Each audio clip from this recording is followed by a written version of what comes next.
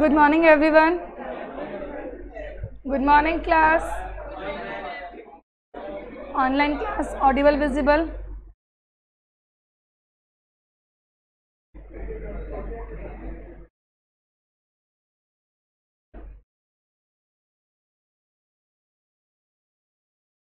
कल की क्लास में हम लोगों ने R&D का पॉइंट किया था।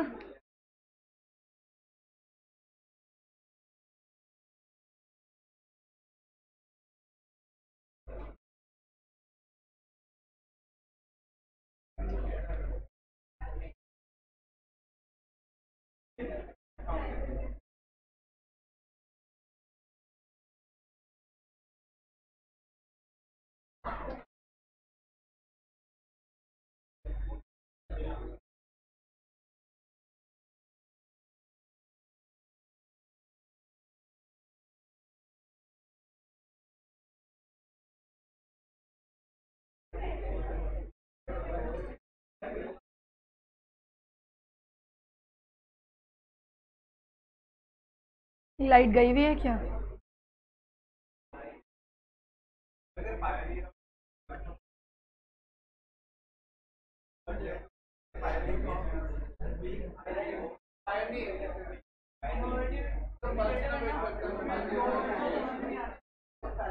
कौन से वाले में नहीं समझ में आ रहे?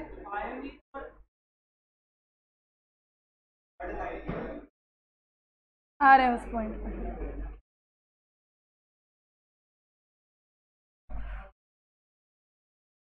हम लोगों ने R&D का टॉपिक शुरू कर रखा था। R&D के टॉपिक में हमारे पास कुछ गाइडलाइंस के पॉइंट्स थे। या तुम लोग आपस में बातें कर लो या मैं तुम्हें पढ़ा देती हूँ, हम लोग एक ही काम कर सकते हैं।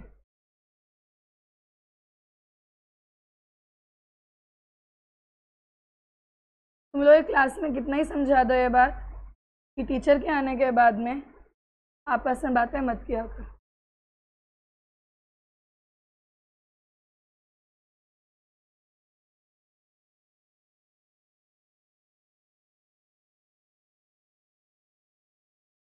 हमने कल क्लास में एक पॉइंट किया था, वो पॉइंट किया था गाइडलाइंस का। भैया पेन चेंज कर दो ना। जब हमने गाइडलाइंस का पॉइंट किया था तो उसमें हम लोगों ने चीज़ों को दो बेसिस पे डिवाइड किया था। पहला बेस क्या था?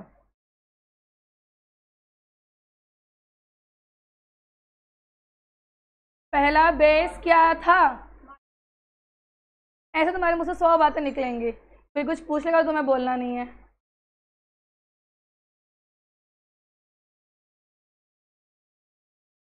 सेकंड क्या था?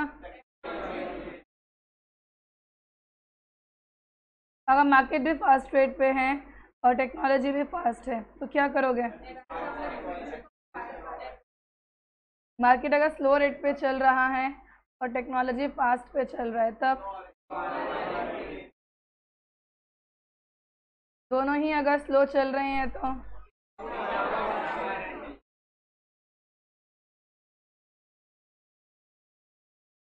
मार्केट फास्ट था, टेक्नोलॉजी स्लो था, तो तुमने क्या बताया था? नो, आउटसोर्स करेंगे। दोनों ही स्लो थे तो हमने कहा था कि हम लोग क्या करेंगे? In house. और अगर मार्केट स्लो है और टेक्नोलॉजी फास्ट तो नो R&D करेंगे। फिर हम लोगों ने अगला पॉइंट देखा था इसमें, अगला पॉइंट इसमें ये लिखा हुआ है कि R&D अप्रोच के अंदर इधर you can be a leader और बी एन इनोवेटिव इमिटेटर और be a low cost producer. Be a leader के अंदर सिंपल सा पॉइंट लिखा है, अगर फर्म इस स्ट्रेटेजी को यूज़ कर रहा है तो इस केस में या तो ग्लैमरस होगा या उसको क्या हो सकता है, डेंजरस। क्यों? क्योंकि वो फर्स्ट वन है साथ डील करने में। अगला पॉइंट यहाँ पे क्या लिख के दे रखा था, इसमें कौन सा वर्ड नहीं समझ में आया था?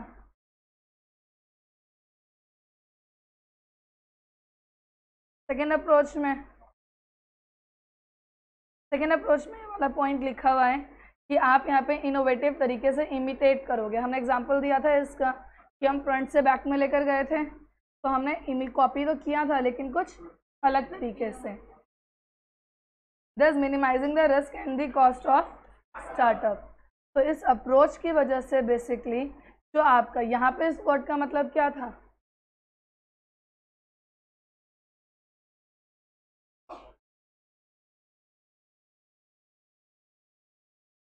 इसका मतलब यहाँ पे है ये अलाउ करता है कुछ आपकी फर्म्स को भी, जो फर्म्स बेसिकली ऑलरेडी अच्छे लेवल पे काम कर रही हैं, कि वो भी क्या कर सकती हैं, डेवलप कर सकती है फर्स्ट वर्जन प्रोडक्ट्स का जो मार्केट में ऑलरेडी एग्जिस्ट। मतलब ज़रूरी नहीं है कि नॉर्मल या मीडियम रेंज की कंपनीज ही इसको फॉलो करें। सैमसंग कोई मीडियम रेंज की कंपनी तो नहीं है, वो खुद से भी अपने प्रोडक्ट्स बना रही थी लेकिन बाद में उसने कुछ चीज़ों को क्या भी किया था, कॉपी भी किया था। तो उस तरीके से यहाँ पे इसका मतलब यही है कि इसकी वजह से अलाउ करता है कुछ अच्छी कंपनीज को भी कि वो फर्स्ट वर्जन को क्या कर सकती है, प्रोड्यूस कर सकती है बाय डूइंग एक्सीलेंट R&D। और लो कॉस्ट प्रोड्यूसर का मतलब क्या था,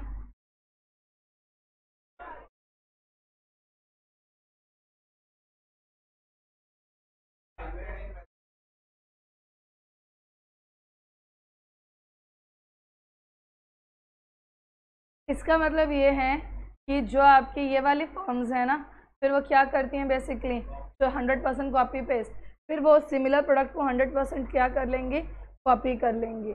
और इस स्ट्रेटेजी के लिए यहाँ पे दिस का मतलब है ये वाली स्ट्रेटेजी आपका रिक्वायर करता है एक्सीलेंट R&D। एक्सीलेंट R&D क्यों? क्योंकि जो सेटअप आगे था उस सेटअप को पीछे बिठाया पूरा, तो इसके लिए भी R&D तो चाहिए ना, कि किस तरीके से फिंगरप्रिंट सेंसर पीछे काम करेगा और कैसे मैं उस पार्ट को पीछे एडजस्ट कर सकते हैं।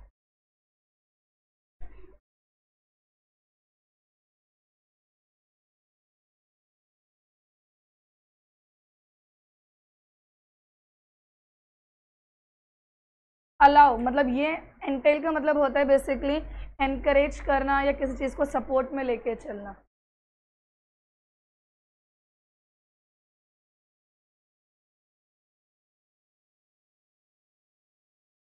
फर्स्ट पे होता है लिखा लिखने पे इतना खर्चा नहीं है। ये मैंने कल ही बताया था कि इसमें आपको पता है कि जो चीज़ आप यूज़ कर रहे हो मार्केट में ऑलरेडी आ चुकी है, तुमने खुद से दिमाग लगा कोई चीज़ बनाई नहीं है। तो जब खुद से दिमाग लगा के नहीं बनाई तो खर्चा ऑटोमेटिकली उस पर क्या होगा, थोड़ा कम होगा। अब अपना अगला पॉइंट देखते हैं हम लोग आज की क्लास के लिए, और वो पॉइंट है हमारे पास में ह्यूमन रिसोर्स, HR। फटाफट से बताओ ह्यूमन रिसोर्स करता क्या है।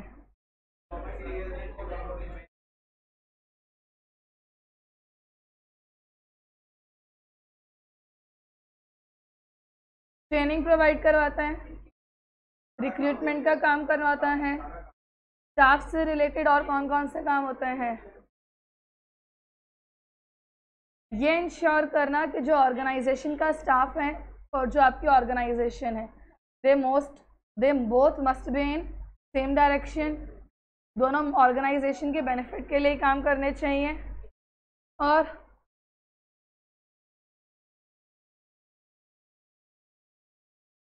अब देखो मेरे पास एक हेडिंग दे रखी है और हेडिंग ये है role of HR in strategic management,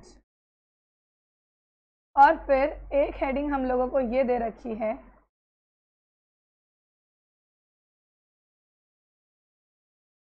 strategic role of resource manager. Difference क्या है दोनों में?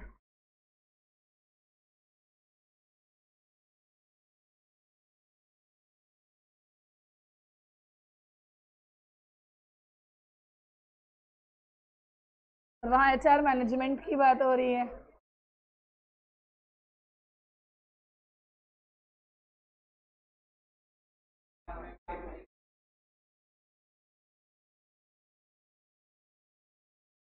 कोई डिफरेंस नहीं है, क्वेश्चन में कुछ भी लिखा हुआ है, आंसर के पॉइंट यही 7 होंगे।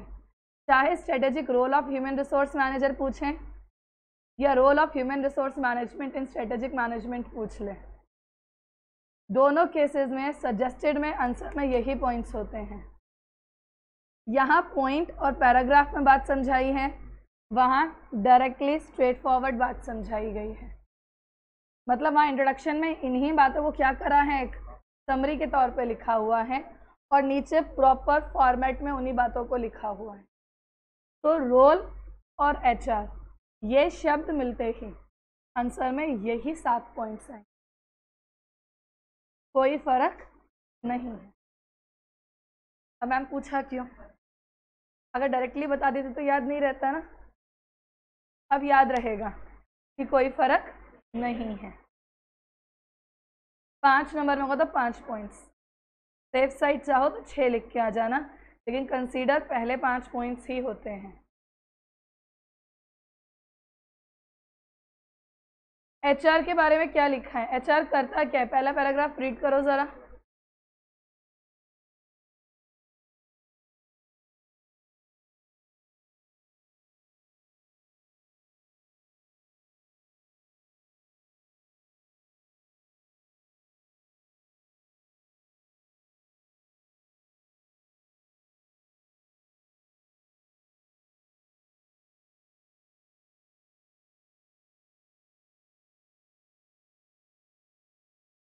कोई बड़ी बात तो नहीं लिखी, ये तो मैंने 12th में पढ़ा था ना। स्टाफिंग का मतलब जो स्टाफिंग की रिक्वायरमेंट है, जो न्यूज़पेपर में ऐड देना है, ऐड देने के साथ साथ सिलेक्शन देखने, आपके जो एप्लीकेशंस आती हैं उनको फ़िल्टर करना कि कौन से रिक्वायर्ड है कौन से नहीं, उसके बेसिस पे इंटरव्यू कॉलिंग के लिए बुलाना, ये सारा का सारा काम, और इस काम में कितना एक्सपेंस आएगा इसको देखना, स्टाफ को मैनेज करना, उन्हें मोटिवेट करना, ये सारा काम किसका होता है? उनके परफॉर्मेंस के अकॉर्डिंग उनका इंसेंटिव डिसाइड करना, ये सारा का सारा काम किसका होगा? एचआर का होता है। क्लियर है? तो हमारे एचआर के अंदर हमें ये पता चल गया, पीछे भी इन्हीं बातों को हमें लिख के दे रखा है, वहाँ पे हम डिटेल में पढ़ के इन्हें याद करेंगे। अब देखो मेरे पास एक पॉइंट दे रखा है, मेजर स्ट्रेटेजिक डिसीजंस या concern related to human resource management. इस बात को हमें एमसीक्यू के पर्पज से लेके चलना है, ज़्यादा रट्टा ना मारते हुए हमें सिर्फ यहाँ पे इन 3 बातों को ध्यान में रखना है कि प्रॉब्लम्स बताओ। कंसर्न का मतलब क्या होता है? प्रॉब्लम्स या फिर इश्यूज। प्रॉब्लम बताओ, इश्यूज बताओ, जो किससे रिलेट करता है? मतलब एचआर मैनेजमेंट को अपना काम करते वक्त कौन कौन से प्रॉब्लम्स या इश्यूज को फेस करना पड़ता है। अब बहुत सिंपल है, देखो जैसे कंपनीज के अंदर ना एक सोशल और पॉलिटिकल एनवायरनमेंट होता है। अगर हम बोलें कि कहीं पे पॉलिटिक्स बहुत ज़्यादा है, तो उस पॉलिटिक्स से मतलब ये नहीं होता हमेशा कि हम इंडिया की पॉलिटिक्स की बात कर रहे हैं। वहाँ पॉलिटिक्स का मतलब क्या है? ग्रुपिज्म हो गया, फेवर करना हो गया एक दूसरे को, एक्स्ट्रा बेनिफिट प्रोवाइड करवाना हो गया। अगर किसी ऑर्गेनाइजेशन के अंदर सोशल ग्रुप्स और पॉलिटिकल ग्रुप अलग अलग बने हुए हैं और पॉलिटिकली एनवायरनमेंट बहुत ज़्यादा डिस्टर्ब्ड है, तो एचआर मैनेजमेंट चाहकर भी अपने काम को सही तरीके से परफॉर्म।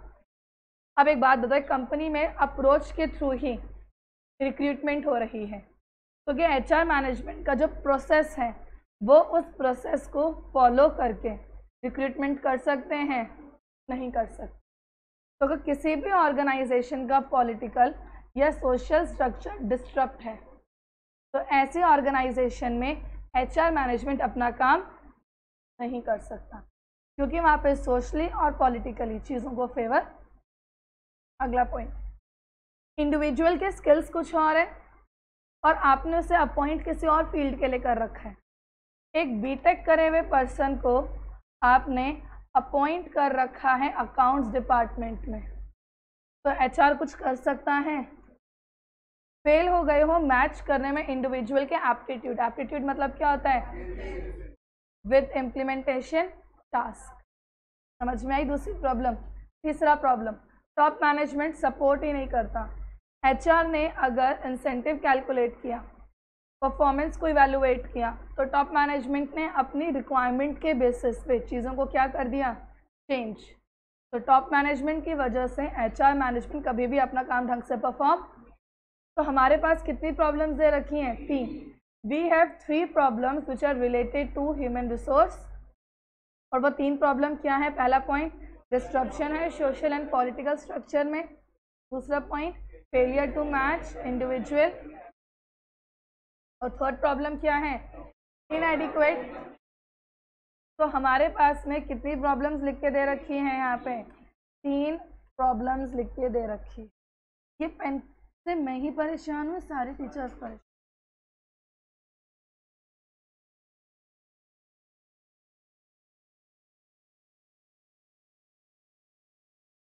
वो तो शुक्र बनाओ कि क्लास में किसी भी फैकल्टी को इतना गुस्सा नहीं आता कि वो इसको फेंक दे किसी दे।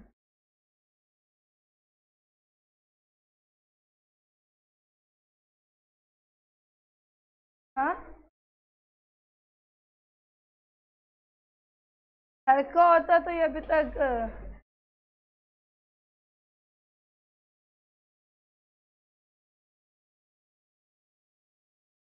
सारा गुस्सा इसी पे निकल रहा होता है ना।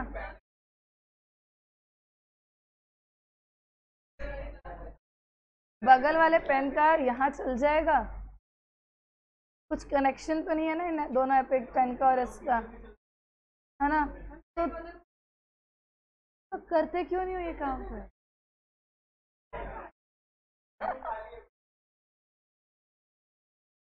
जा लेकर आ।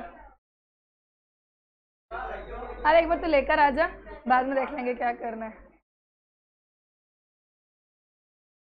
हाँ, कि तो ये भी रख के आगे वो भी नहीं चला इस पे। मेरी क्लास ओवर होने के बाद वापस कर दूंगी मैं। इस स्कूल में अगर डस्टर पे क्लास लिखा होता था उसे क्या करते थे? वाइटनर लगाते थे। और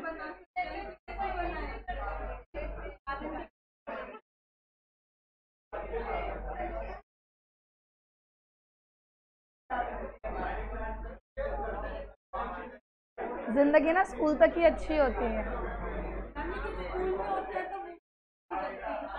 जो चीज़ हमारे पास होती है ना उसकी कदर हमें कभी नहीं होती।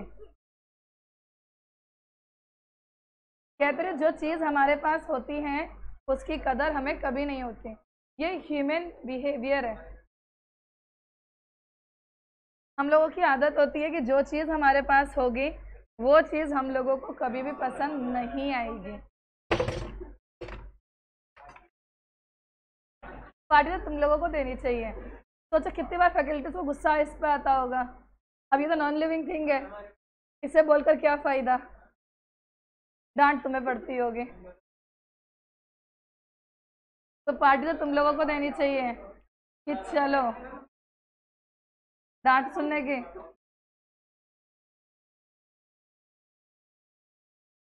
ह्यूमन रिसोर्स मैनेजमेंट में पहला पॉइंट जो अभी हमने देखा वो किसका पॉइंट देखा?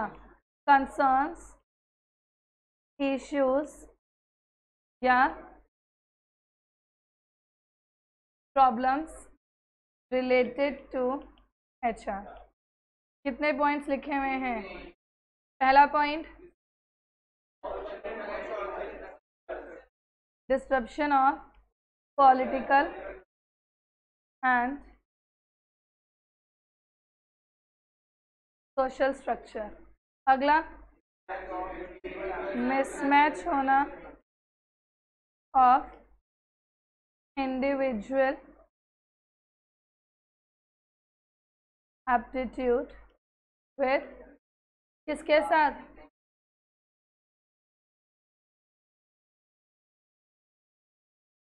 और लास्ट पॉइंट यहाँ फेलियर टू मैच है ना।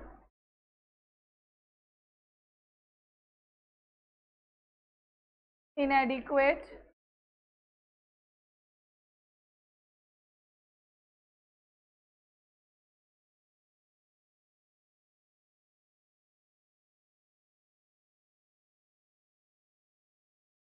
ये पेन तो बहुत ही अच्छा है,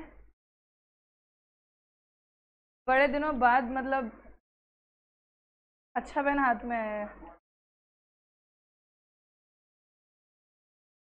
मैं तो ये भी वापस भिजवाऊंगी। बाकी टीचर्स के भले की बात नहीं, बिना परमिशन के लेकर आए हैं, ऐसा ना हो जाए और लेकर भी वही आई। मैं नहीं जानती किसी को, है ना। चलो अगला पॉइंट देखते हैं। Role of HR in achieving competitive advantage. HR का क्या रोल है कॉम्पिटिटिव एडवांटेज को अचीव करने में? या तो क्वेश्चन डायरेक्टली ये आएगा, what is the role of HR in achieving competitive advantage. बहुत ध्यान से रखना यार, रोल ऑफ एचआर पूछेंगे तो वो 7 पॉइंट है, अगर कॉम्पिटिटिव एडवांटेज पूछ लिया तो what is competitive advantage?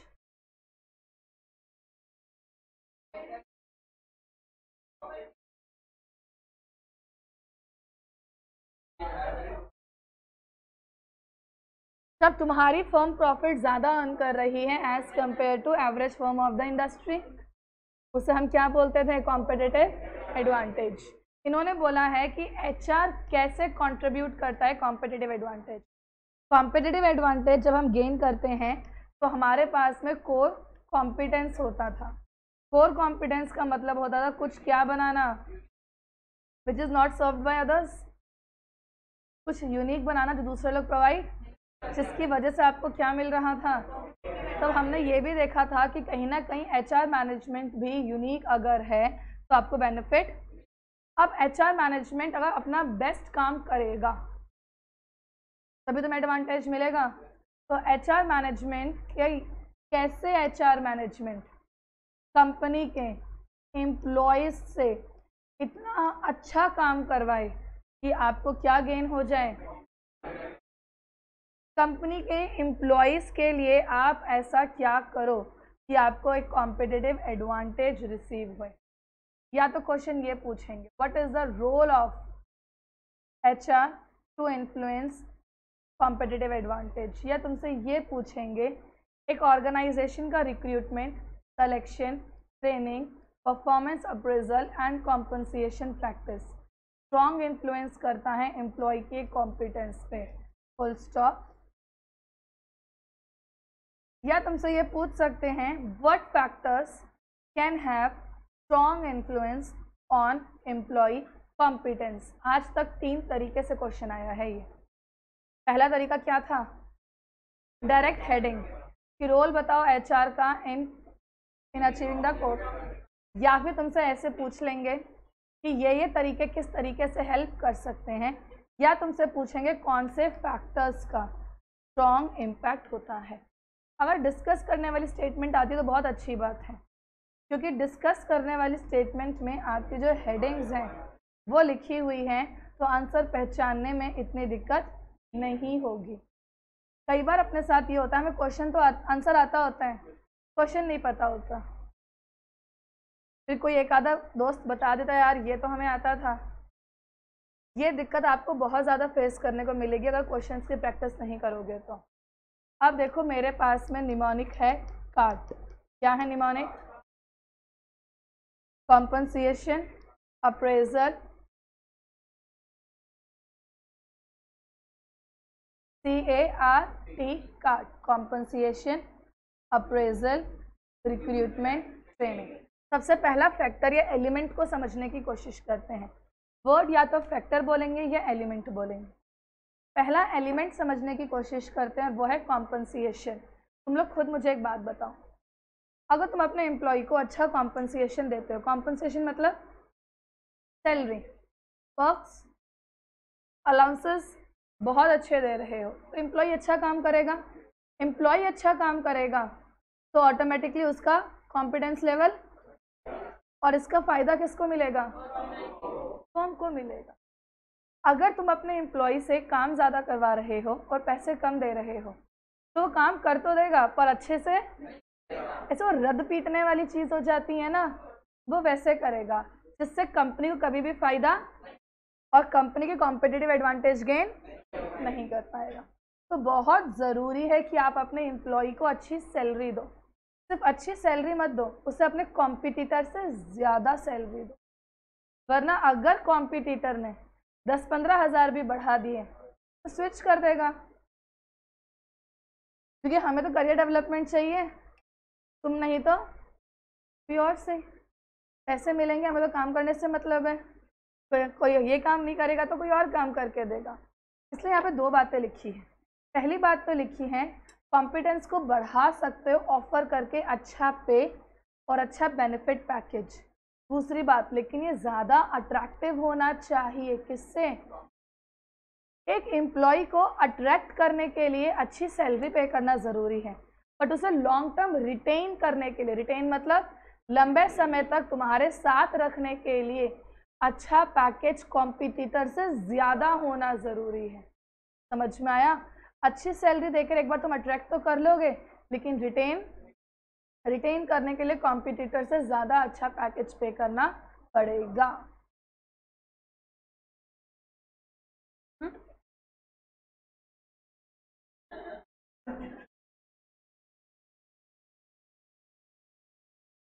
No comments.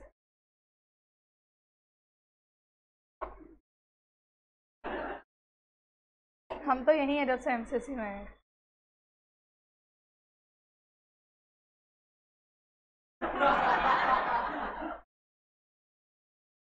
शायद पता चल जाता क्या होता। देखो ऑफर आता है ना, फिर इंसान दोनों जगह टर्म्स एंड कंडीशन डिस्कस करता है, जो बेटर लगे वो ऑप्ट कर लो।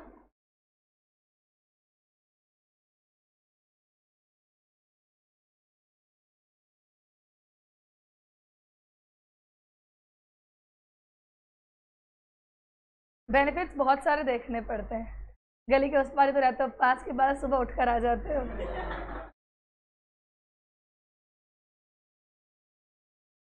चलो, पहला पॉइंट हमने क्या समझा? कॉम्पनसेशन। कॉम्पनसेशन के अंदर पहला पॉइंट, अगर आप इंक्रीज करना चाहते हो किस चीज़ को? कॉम्पिटेंस को, तो ऑफर करो अच्छा पे और अच्छा जो ज़्यादा अट्रैक्टिव होना चाहिए। देन इसकी वजह से ऑर्गेनाइजेशन इनेबल होगी अट्रैक्ट करने में। और क्लियर है बात? तो हमने पहला पॉइंट क्या समझा? कॉम्पनसेशन। कॉम्पनसेशन में क्या लिखा हुआ है कि अगर आप अच्छा पेमेंट करोगे तो ऑटोमेटिकली आप अट्रैक्ट करोगे, और ज़्यादा पेमेंट करोगे कॉम्पिटिटर से तो आप क्या करोगे? रिटेन करोगे। क्लियर? अगला पॉइंट है A. A stands for what is appraisal?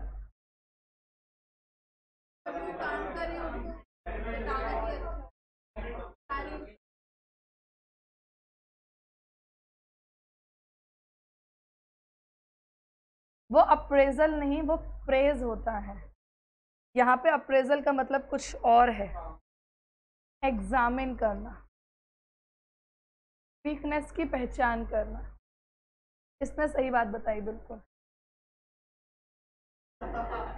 इतना भी लॉयल नहीं होना होता।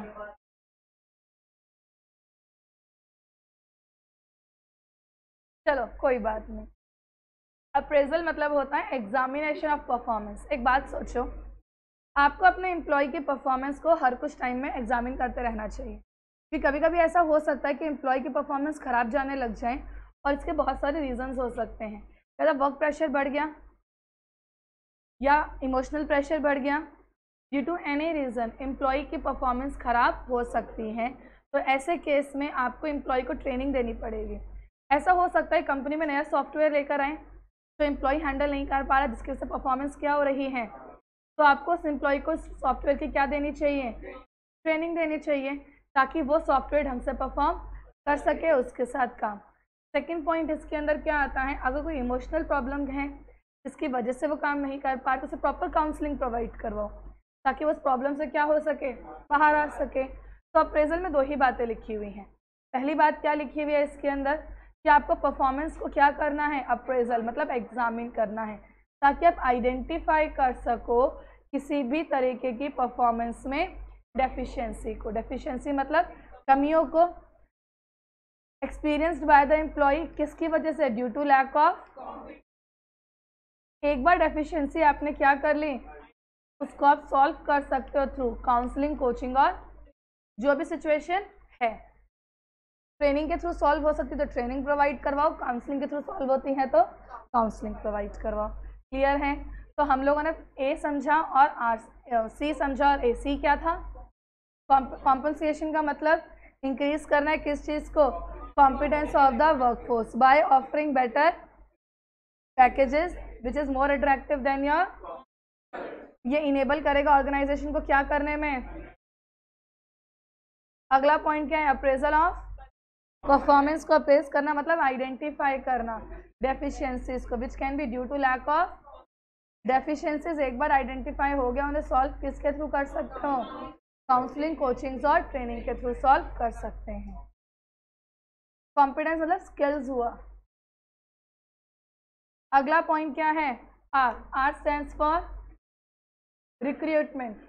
अब वही वाली बात, ऐड देना, जितने भी सीवी आए उनको शॉर्टलिस्ट करना on the basis of CV, बाद में इंटरव्यू के लिए कॉल करना। अब इन्होंने बोला है इंटरव्यू में एचआर डिपार्टमेंट अगर रिक्रूट ही कॉम्पिटेंट एम्प्लॉय को करें तो ऑटोमेटिकली बेनिफिट। समझ में आई बात? तो the workforce will be more competent अगर if firm successfully identify, attract and select most competent.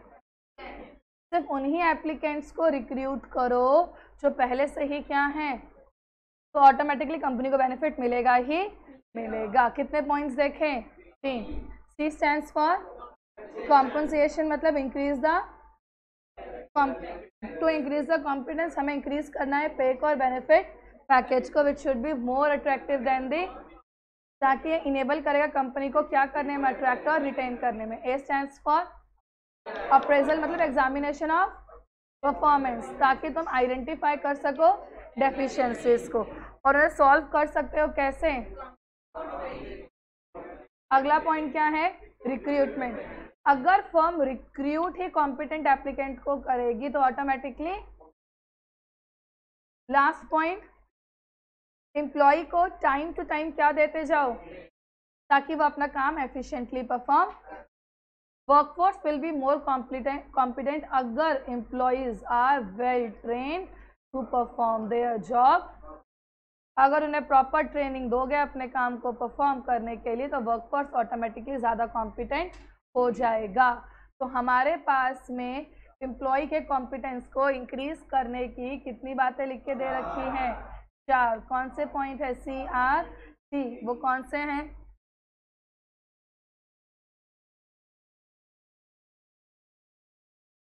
अगर मैं बोलूं वो फैक्टर्स और वो एलिमेंट जो अफेक्ट कर रही है एम्प्लॉय के कॉम्पिटेंस को, तो वो कौन सी है, C A R C. C stands for,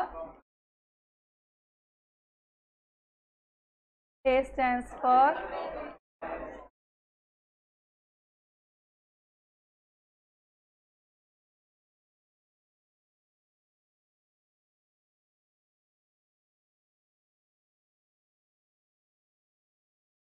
compensation में क्या लिखा था कि ज़्यादा कॉम्पिटेंट होगा अगर आप ऑफर करोगे किसको, पे और बेनिफिट्स को, मोर अट्रैक्टिव देन कॉम्पिटिटर्स। फिर अगला पॉइंट क्या देखा था, इसके वजह से आप इनेबल हो गए टू, पहले तो attract and retain competent employees. अगला पॉइंट क्या है, appraisal of. Appraisal of performance में सिंपल सी बात है, आपको क्या करना है?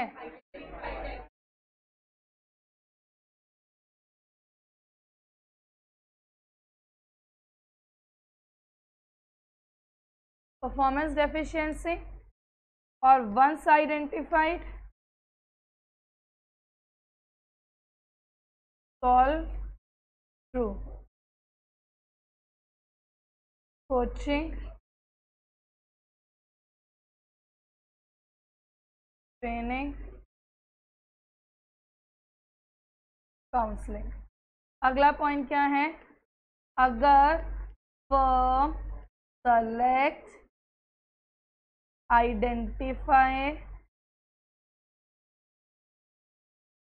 सेलेक्ट एंड रिक्रूट, किसको करेगी?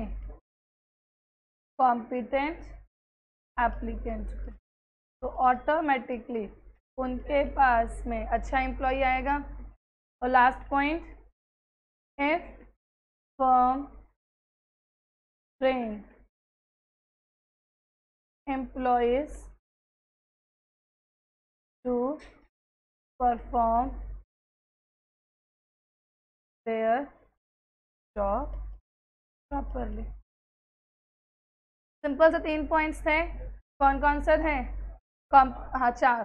CART, compensation, appraisal of performance, recruitment and selection, और लास्ट है ट्रेनिंग।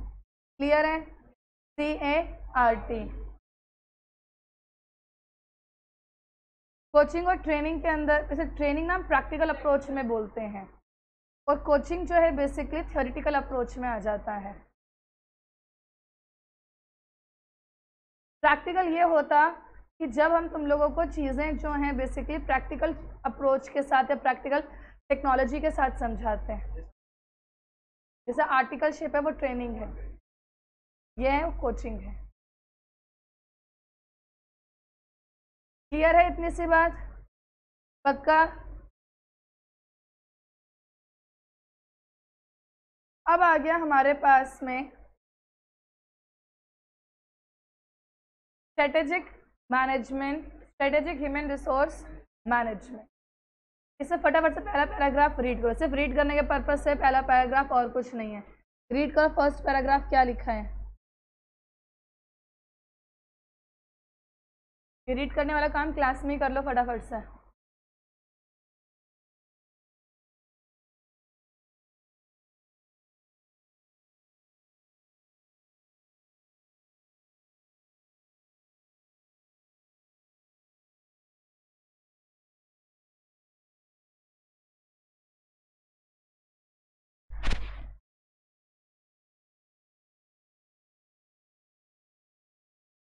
जैसे खास बात लिखी है क्या? अगला पैराग्राफ भी रीड कर लो फिर।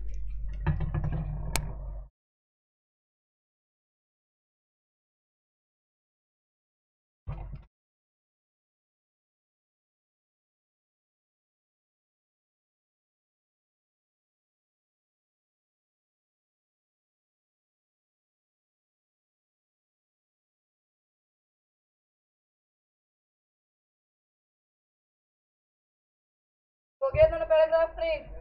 और दोनों पैराग्राफ में हमें कुछ भी स्पेशल लिख के नहीं दिया ना। अब देखो आगे क्या लिखा हुआ है।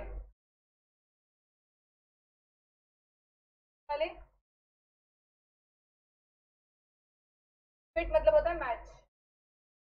There should be a perfect match with the employee and the job, जिसके लिए आप उसको अपॉइंट कर रहे हो। ये नहीं कि उसके स्किल्स कुछ और, आप उसे अपॉइंट किसी और काम के लिए कर रहे हो।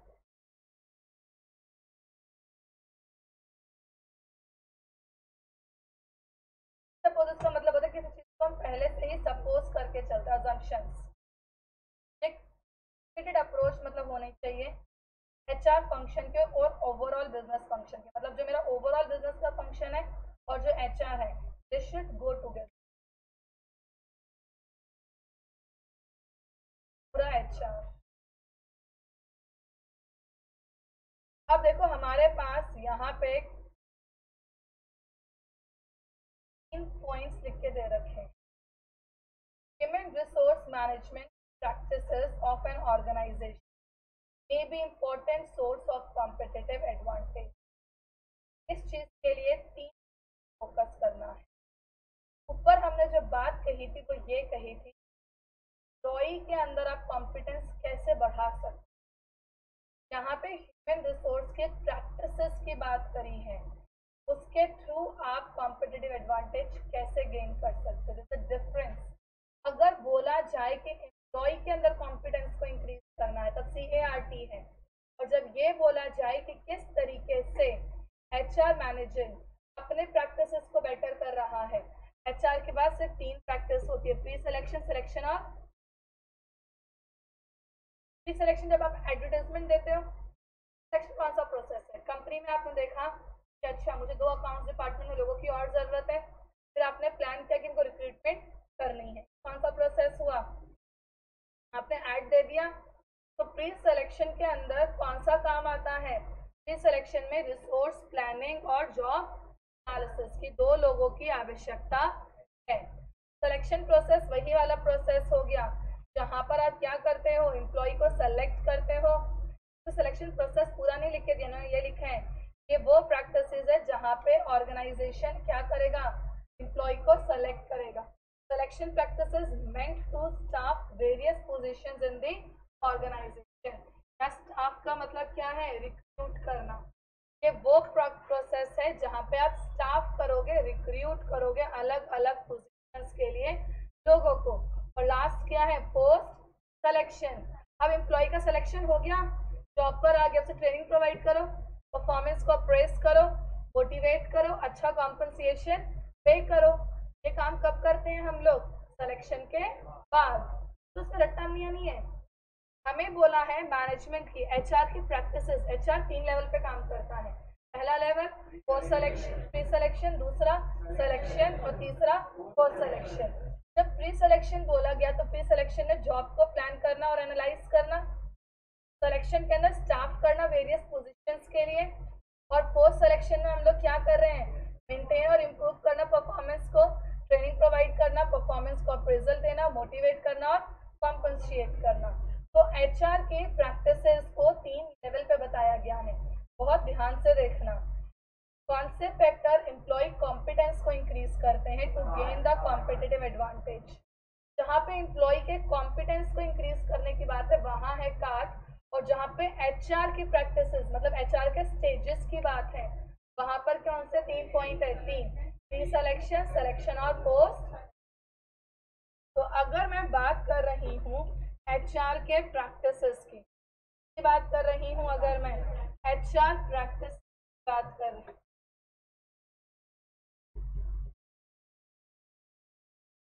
तो गेन कॉम्पिटिटिव एडवांटेज, तो हमारे पास ये 3 तरीके लेवल पर है। पहला है प्री सिलेक्शन, यहाँ पे हम लोग क्या करेंगे, प्लानिंग करेंगे एंड जॉब एनालिसिस करेंगे, रिसोर्सेज को प्लान करेंगे और जॉब को एनालाइज करेंगे। अगला कौन सा है, यहाँ पे हम लोग स्टाफिंग करेंगे फॉर वेरियस पोजीशन। ये MCQ जाने वाली चीज तो हो सकती है, ठीक है। फिर अगला पॉइंट क्या करेंगे,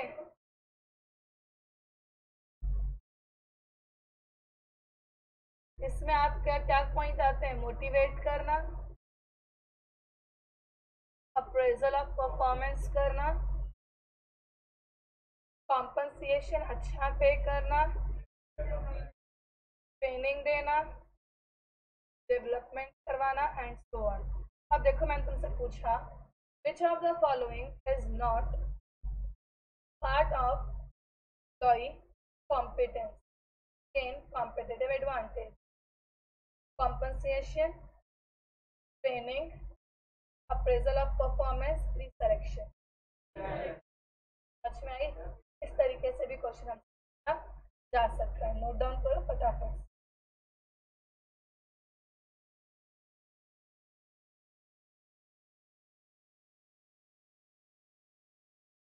डन।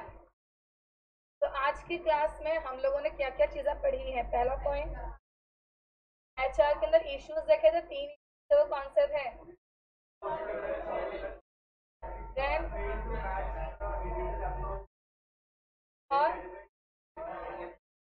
और अगला पॉइंट और लास्ट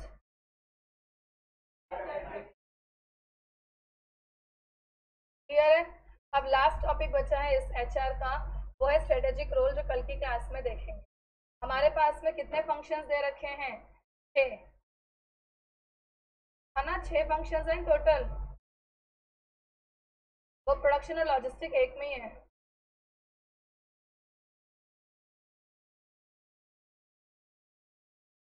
बुक में प्रोडक्शन लॉजिस्टिक एक ही है, इसमें से ये 2 हो चुके हैं।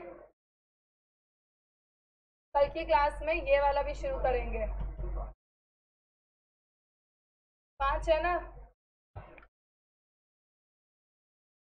क्लियर है पॉइंट। कल मिलते हैं फिर ऑनलाइन क्लास। Any doubt?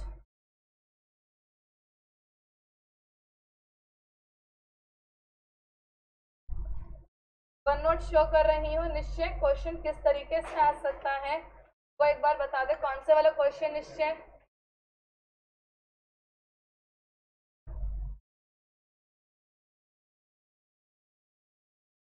कोई फायदा नहीं है बताने का, नेट डिस्कनेक्ट हो रहा है। लास्ट में जो पूछा था निश्चय, उसके लिए हमने ये बात बोली कि आपसे ये पूछेंगे कि एचआर की प्रैक्टिसेस बताओ टू गेन कॉम्पिटिटिव एडवांटेज। ये एमसीक्यू पूछ सकते हैं। एमसीक्यू में 1 पॉइंट यहाँ का लिख दिया और 3 पॉइंट वहाँ के लिख दिए एम्प्लॉय कॉम्पिटेंस के।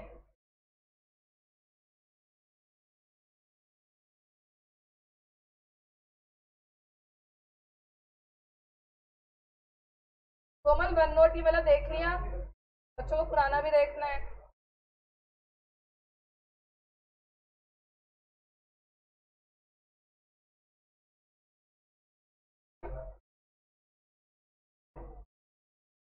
अब क्लिक कर फोटो उत्तम, अब कर पूरी आएगी।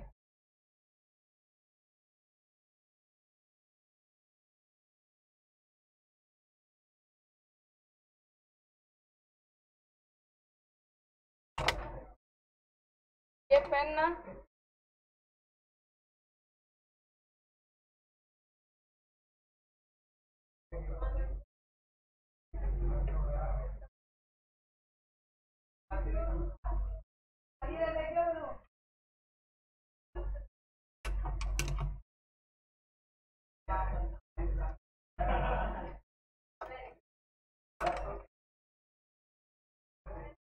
क्लास